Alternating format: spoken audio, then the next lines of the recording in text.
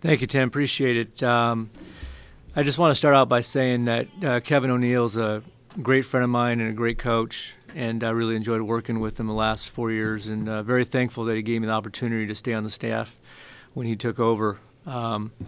It's unfortunate that his decision was made today. It was a complete shock and surprise when I got a phone call this morning. But he's a great coach, and he would not have been at all the places he's been at the collegiate level, NBA level, if he wasn't a good coach. So always be grateful to Kevin O'Neill. Unfortunately, you see this in this business, and there's changes at all levels, and now been asked, to fill in as the interim coach.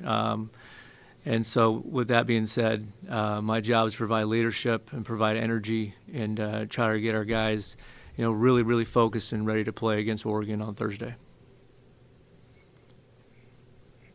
Questions? How different or similar is this to the last time you stepped in?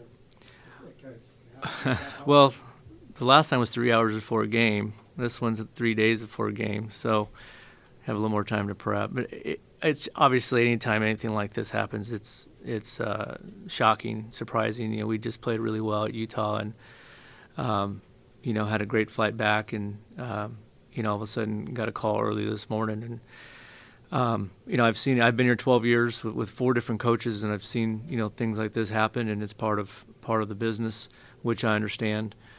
But we're going to move forward, and I've got a lot of confidence in our guys. Really, really love our players. We recruited them because we really felt that they can play at this level, and I think they're going to show that.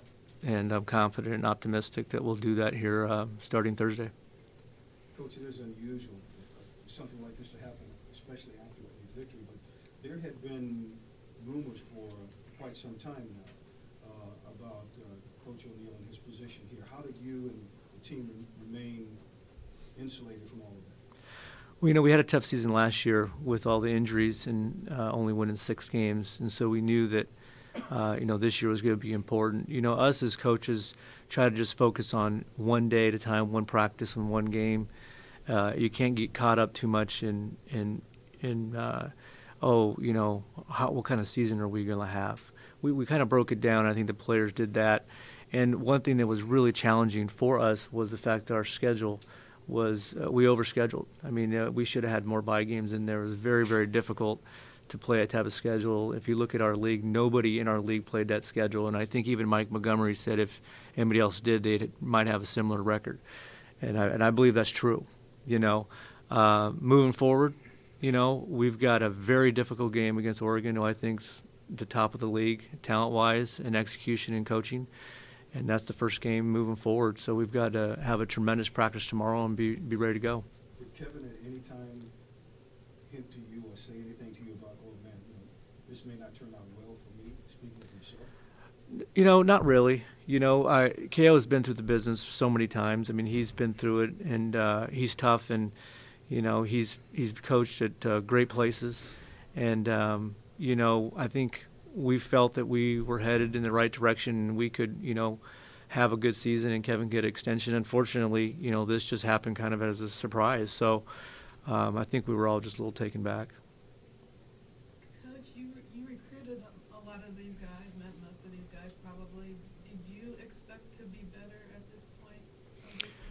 Well, I think everybody always expects to be better, no matter what your record is. You want to win every game you play.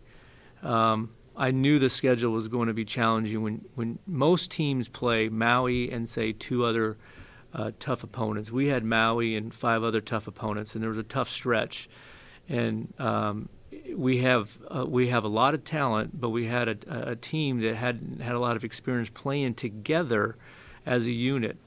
And that's why we took a couple lumps. We played good basketball, but we didn't win as many games. And it shows a little bit with the record. But if we would have played, 7 guarantee games, the record would be different in the preseason. And from a number standpoint, instead of being 7-10, you'd be 12-5 or whatever it is.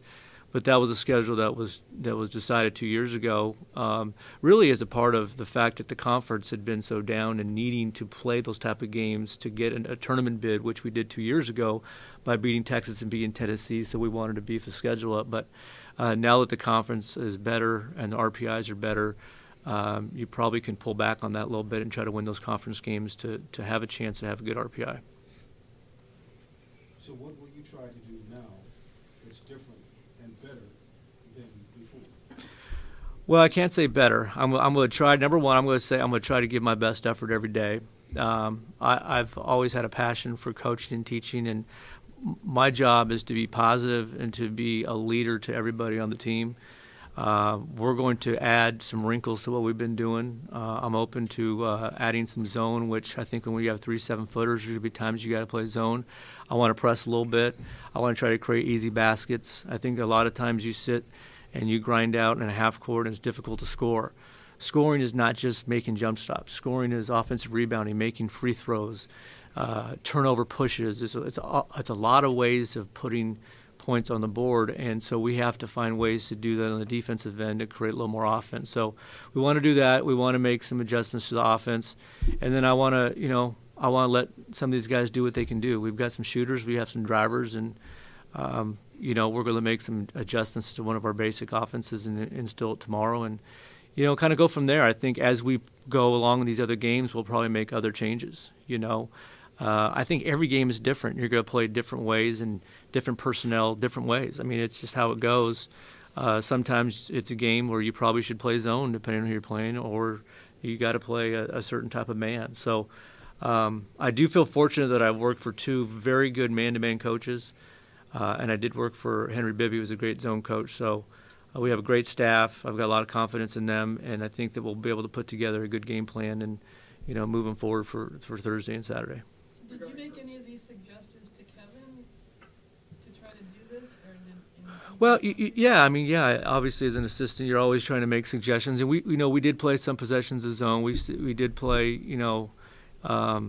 we tried pushing it a little bit earlier, and things didn't work, and he made different decisions to go different ways. But right now, just looking forward, in my opinion, I think those are some of the things that we need to do. And in meeting with the players individually, I think most of them agreed upon that. And, we'll try different things, and we'll see what works, and we'll see what combinations work, and try to see what's best for us.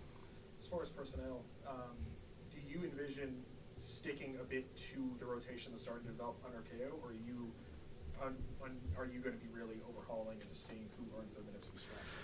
I want to see practice tomorrow. I want to see how everybody comes out. I think I have a good feel for our rotation right now and who's playing well. I think there's certain guys that need to play. There's certain guys that need to play more minutes. I do like the way our guys are playing. I was really happy to see JT play well in Utah, on both ends of the floor. We need power on the perimeter. We need scoring. We need shooting. Other guys that Ronaldo, Ace, that haven't played as much. Those guys need to come out and have a great practice. We need everybody. This is a situation where we need everybody to play the best they can. And guys that are here have showed that they have been successful at other places. So I'm open to evaluating everybody. I'm not, I have an idea of what I want to do, but, I'll make my final decisions on Thursday. Do you have a preference for a shorter rotation versus a longer one? I know KO said he would play as many as 10 guys in a night. You feel comfortable with that? Well, I want to play a little faster, and I want to press a little bit. So with that, you're going to need a little more bodies, and you're going to have to play more guys, But different games kind of present different situations, who you're playing against. Foul trouble. It may be a game where you play 12 guys. It may be a game that ends up playing 8 guys, or somebody gets hurt or whatever. So I think as a coach, you just have to be open-minded to anything and just kind of see what happens each game and, be able to adjust, But I think the biggest thing in this situation, or any situation as a coach, is listening to your players, let them be. I talked to Gio about becoming, an extension of me on the court, as being an associate head coach on the court, being the quarterback, help coach the team, help coach the coaches, what can we do better to work together as a unit? And I think in these situations, that's what's needed. We do have 6 seniors, that have 15 games left in their career. So, we need to get some production from all of them. How hard was it, you're normally scheduled not to practice today, to say, man, I'd like to practice today? Well, I did want to practice, but I knew we didn't play till Thursday, and it was the first day of classes, and with everything kind of going on and the craziness, I just didn't think it was good. I think we needed to take a day to get all the media stuff and everything kind of settled, and give it a chance for the coaches to meet and regroup, and then we'll be able to go and practice Tuesday, Wednesday, and have a good shoot around Thursday. And I think that's plenty of time, leading into that game on Thursday. So. I felt usually we'll lift and shoot, but guys are running around, adding, dropping classes. They're getting hit all day with all this stuff, so it's been a tough day. So, we'll be ready to crank it up tomorrow afternoon for sure. Coach, do you view this as a situation to kind of keep the program afloat until the next guy comes in, or are you looking at this as an opportunity for you to be the next guy? It's an opportunity to be a head coach right now. I've been asked to be the interim head coach, and I think anytime you're an interim head coach, you have a chance to showcase what you can do. Now, it's an audition. You can always lead to something better. As an assistant, your goal is always to become a head coach, most guys, and that's always been, my goal. You never envision it happening this way, that's for sure. I never thought I'd be sitting here becoming a head coach at SC in the middle of the season as the first time becoming a head coach, but it's happened. But yeah, absolutely, you'd want to be considered. I want to do the best job I can, but my main focus is not on me; it's on the players, because 6 seniors, and my job right now is to be supportive and to provide leadership. And I think if you have success as a team, then individual people have success. So really, it's not about trying to get the job or anything like that. It's about preparing for practice tomorrow, preparing for the game Thursday, and you never know what can happen. Gio, can you talk about the range of emotions, big road win in conference over the weekend to now this today? I think for the most part, our whole team was excited about that win. It was like the first time in a while where we really felt like everything was clicking. The news today, decisions like this are made by those in the athletic department, and as a player, you kind of just roll with the punches and keep moving forward. The decision's been made. It's a great opportunity for Coach Cantu, who we feel well prepared for this opportunity, and just want to stay as positive as we can and go forward. Eric, can you also talk about your emotions when you heard the news? It was shocking, but it's just something you have to go through, and we all have to deal with. So we're just ready to move on, pretty much. That's For about either it. one of you guys, this team is pretty close. You guys all talk to each other pretty often. What was it like when you guys found out? Did the whole team pretty much start talking to each other at once? Take us all through how that news started to spread among the team.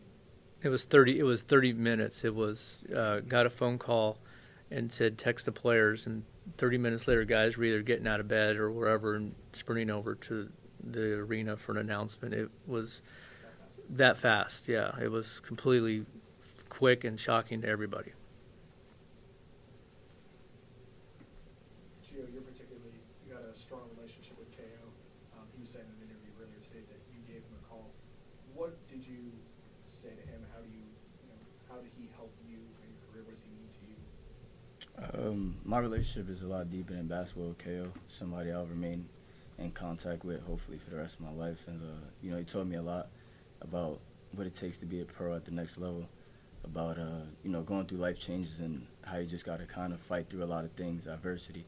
And, just calling him, just wanted to reach out, wish him the best going forward. Like I said, he's been extremely important as far as getting me here and having an opportunity not only to play here, but to get a degree from here. So just wanted to wish him the best and, just make sure I got to speak to my coach, I would say.